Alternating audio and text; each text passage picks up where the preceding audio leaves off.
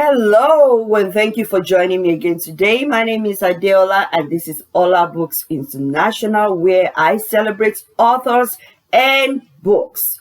Okay, so this is the Happy Mother's Day edition. Okay, I have tributes to mothers today. I'm a mother and I'm so happy that we are being celebrated. And I'm also somebody's daughter and I love my mom so much. And I'm so happy that I have the opportunity to celebrate her. And actually, I have more than one mother. I have mothers, I have people who are mother figures to me, who I love so much. And I am so happy to celebrate them today. I know you feel the same way. So don't think this is just a women's show. If you have a mother or mother figures around you, or you have a daughter or sisters or special people in your lives that you want to celebrate today, stay with me. Don't go nowhere. Because today I have tributes in three ways. First, I'm going to share the books I bought, which I think would impact women and they could love those books.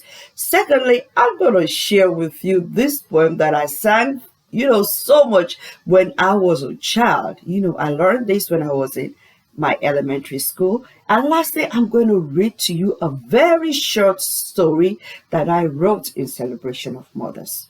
Okay, that sounds interesting to you? Stay with me and we're going to enjoy this together.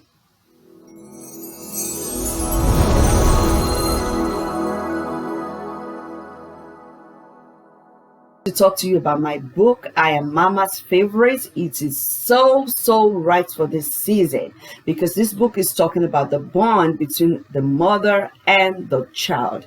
And this book is available for you at a discounted rate of 20% off if you go to olabooksinternational.com. I have linked it in the description below. And also throughout the week of Mother's Day, it is available for 99 cents on Amazon Kindle. I have also linked it in the description below. You have 1 week to purchase it at those discounted rates. Okay, so some of the words in the book include, why would you put me in a crib? I enjoy the warmth from your bosom. It makes me feel so good as your milk. And I'm going to show you the picture on that page. See, can you imagine a child telling you, it happens a lot of time. You have rocked the child has fallen asleep, and you want to put the child in the crib, and you just go quietly, the baby's sleeping quietly. As soon as you put the baby in the crib, the baby jumps right back up like, what are you doing? So there is a difference between the warmth that a child feels from the mother or from the caregiver to the child than from what is felt when you put the child in the crib. They know the difference. So how are we going to help them to achieve that independence? Well, we work with them, but I just want to say something about that. That bonding, especially with the culture that puts the baby on their back and the culture that rocks the baby when you hold on the baby and feeding the child, that is nurturing. That is bonding. And the child loves that so much and it helps their development. All right, so pick up this book. I'm sure you're going to like it. I'm sure your child will love it. Pick it up and read to your child. So to start with, I was looking for books for Mother's Day, and I found these two books here. The first one is Hold On, But Don't Hold Still, Hope and Humor from My Seriously Flawed Life. And this book it is written by Christina Kuzmik. Okay, so it is always good to learn from other mothers. It is always good to hear other mothers' stories. Sometimes those stories will just come and just bless you. Just like you're thirsty and you have a cold cup of water and you feel refreshed. Some of those stories touch your lives like that. So as a mother, you want to hear stories like this. And I have started reading this book. And I've not been able to stop reading because I like it when I'm reading people's experiences. That's why I love reading novels. So I was reading, and so far from what I have read about a divorced woman. I've learned about a mother of two. I've learned about someone's wife, and I've learned about how she is pursuing her career as a mother and as a wife. And I have also seen the passion in her as a mother, as, thinking of her children first. What if I do things this way? How will it affect my children? That is something that mothers do. And that is what touches me most when I find out that, most mothers across the globe do the same thing. They think first of their children. Recently, I just had a mother say, I don't care what happens. As long as my child is safe, I'm going to do everything in my power to make her safe. This sounds familiar to mothers. And for that reason alone, we need to celebrate our mothers. So the second book I picked up is titled The Women of the Bible Speak. The Wisdom of 16 Women and Their Lessons for Today. And this book is written by Shannon Breen. Okay, so I picked this book because, it's always good to learn more wisdom, to see what is going on. And, I just scanned through this book when it was delivered to me. And I think I will start sharing with you now the unboxing of some of the books that I purchased. Okay, I think I will start doing that now. So when I opened the pack and I was just glancing through the book, the first two people that this woman talked about in this book are Sarah and Hagar. Okay, the story of Sarah and Hagar. And I quickly read through it because I know I wrote something in my book titled The Waiting Room. I had some, things written from the Bible. I have the analogy from Abraham's story, talking about Sarah and Hagar briefly, okay, and what happened between Hagar, Sarah, and Abraham has affected humans' life up till today. So this book said something similar, but a lot different from what I thought of. It was saying something about, Sarah's feelings when Abraham denied her, I think about 2 or 3 times, when he was afraid that the leader in that community was going to take Sarah from her or maybe kill him, because Sarah was a very, very beautiful woman. So she said something about what was Sarah's feelings then. And she said something about the very first time that we hear Sarah speak in the Bible. So I will take my time to read these 2 books. And if I have more to share with you about these 2 books, I'm going to come back to you with that. So with that being said, I want to go to the next thing I want to do today. It might be a little funny because I'm going to do it. I'm going to sing that poem like we sang it there. I learned this poem when I was in my elementary school, nursery through elementary. We were always reciting the poem. It was in one of the books that we had to purchase, that our parents purchased for us then. So this poem by Ann Taylor was written several years back, and I have linked it in the description for you if you would like to read it along with me or sing it along with me. And if we grew up in the same community and about the same time, you know already what poem I'm talking about. So let's do this together. It says, my mother, who sat and watched my infant head when sleeping on my cradle bed, and tears of sweet affection shed. My mother, when pain and sickness made me cry, who gazed upon my heavy eye and wept for fear that I should die. My mother, who taught my infant lips to pray and love God's holy book and day, and walk in wisdom's pleasant way. My mother, and can I ever cease to be affectionate and kind to thee, who was so very kind to me? My mother. Okay, so that was the poem. I hope I did good singing it. All right, so if you listen to the words in the poem, these words are so beautiful.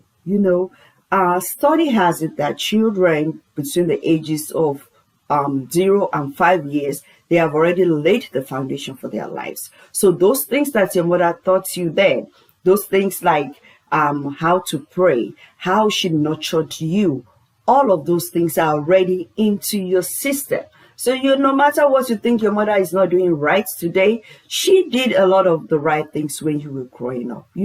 Feeding you, clothing you, loving you, just doing all of those. Even diaper changing is something you need to be thankful for. Okay?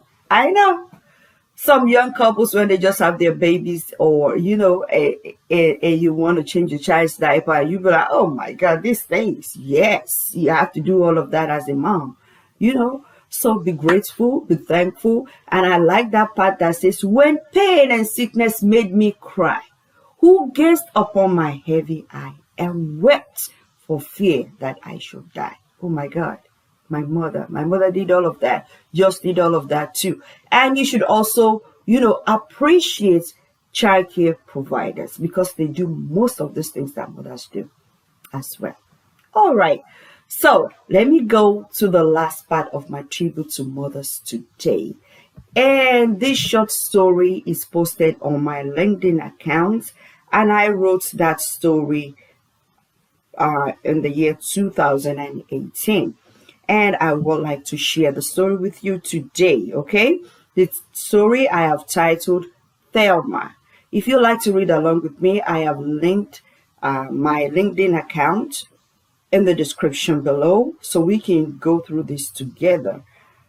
It was published on May 12th, 2018. And I was just saying that the pictures you see attached there are pictures of some of the things that my children brought home to me then from school for Mother's Day. And I cherish things like that because they are able to express themselves in their own way. And that is so original. That comes from there. I'm not looking for how perfect the artwork looks like. I'm looking at the art with which they did it. Okay, so let's read Thelma together. Thelma sat in the chair in front of the big hospital building. She took another glance at the doctor's reports in her hand, and her eyes welled up with tears. Could this report really be hers? Was she going to die? How in the world could this be true after she had suffered emotionally, physically, and financially and was just getting back to a healthy life? She leaned back on the chair and took a deep breath. She changed her attention to the people walking in and out of the hospital. Only God knows what illnesses they came for.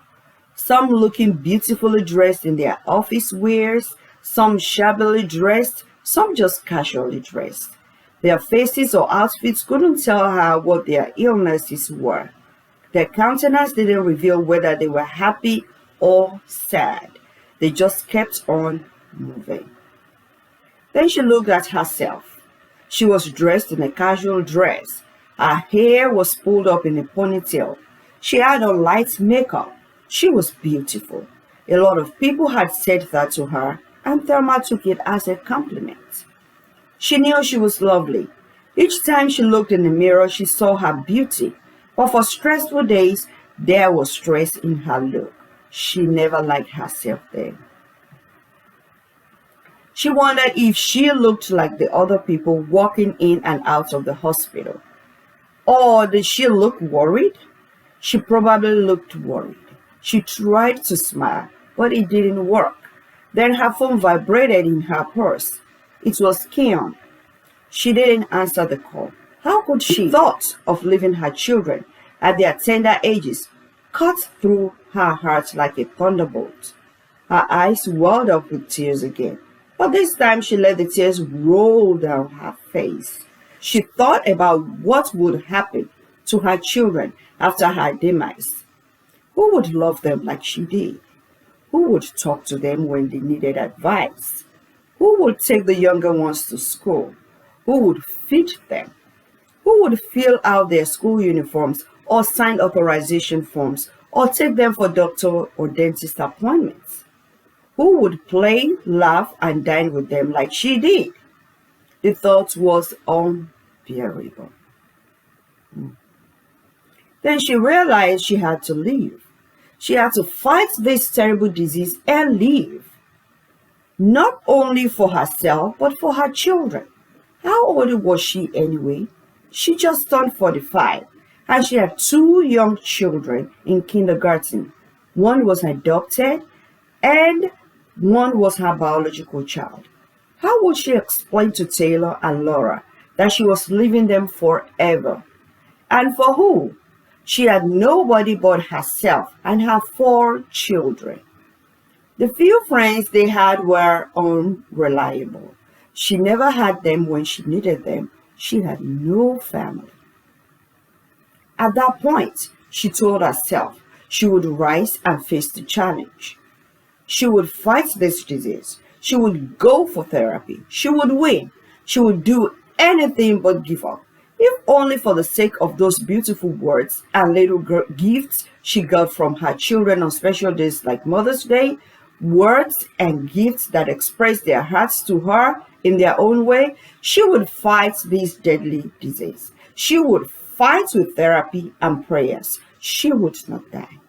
She wiped the tears from her face, stood up, straightened up her dress, and began to walk away with determination. I am a cancer survivor, she said to herself. Her phone rang again. It was Kier. Happy Mother's Day, Mom. He beamed through the phone. I guess you couldn't wait till Sunday, she said. No, I couldn't. I wanted to be the first one to say you are the best mother in the world and that I love you from the depths of my heart. Her eyes welled up with tears again. This time, they were tears of joy. You just did it, honey, and I love you more. So, I hope you enjoyed that short story as much as I enjoyed writing it and as much as I enjoyed reading it each time I read it. So, look at the story of that woman. She found out that she has this terminal disease and she was so worried. Not worried for herself, worried about what would become of her children when she was gone. And with that, she was determined to fight this disease. She wanted to live for her children. And she declared herself well even before she had started the treatment. That is a great determination. So my word for you today, if you're a mom watching me and you have any kind of challenge, whatever kind of challenge whatsoever, I want you to take courage. I want you to be strong. I want you to look at your children and say, I will be strong for my child. I'm going to go through this battle and I'm going to come out as the winner. Because you know what? As women, we have very strong determination, and we can do whatever we say we want to do only if we put our hearts to it. So stay strong for your children, and eventually you're going to love what you have done. You're going to love that you fought through this challenge and you have won. So happy Mother's Day once again, and I want to just remind you to treat yourself, enjoy yourself, give yourself a fabulous treat aside from any other treat that any other person will give to you. Go to the hair salon, go to the nail salon, give yourself body massage, do all kinds of things that will make you happy. Maybe even take a day off work. Maybe that's what you need.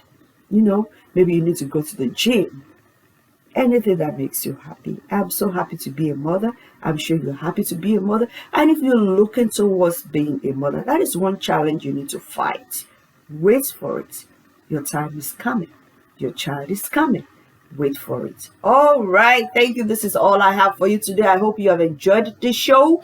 If you did, please hit the subscribe button, like, and share. The Lord bless you and have a fabulous week ahead.